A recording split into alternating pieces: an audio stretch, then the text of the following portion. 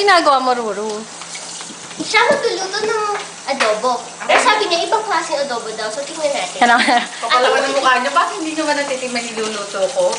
Kaya kung ikaw hinilan namin dito, no, pwede marunong naman mag-adobo. Pero hindi, mas special ang adobo mo. Doon kalat yun. Tapos the best dito, walang sigli. It's a sport steak. Ito yung mga alak na. Nasaan yung alak natin? Meron pa, nag-alak baka mo. Parang di mo lang yan ano eh. Hindi ko ito nilaya mo. Ito yung venue. Ayoko Office. Hala. Excuse me? What's that? What's that?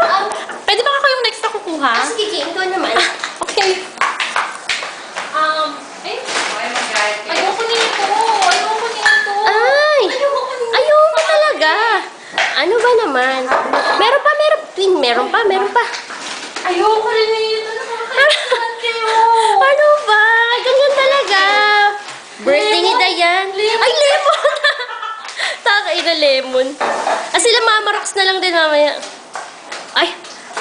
Pakiayos nga, pakiayos. Wait lang. Eh, wala na ba ibang kasama? Tapos nabasag Wala na eh. Kasi clumsy ako. Kasi i-separate nyo. Meron doon malilit kaya ng parang pan. Ay! Ang ganda. Kaya Happy birthday, Didi! Tapos dapat pala na dyan yung kandila, no? Oo nga! Bisa natin yung tutuho. Sige. Oh, may scotch tape. Iikot na lang natin. Oh, ito yung bisa mo. Pwede ba natin hinitin to? Para dito pagdating hindi, mag-blow na siya ng candle. Alam mo ba tumatawag si Dee? Sabi niya sa akin. Ru, gising ka na. Sabi niya, ano yung nangyari kagabi? Sabi ko, okay lang. Ay, di, sabi ko, baka hindi tayo magkasabay kasi may pupuntahan ako eh. Saan pupunta?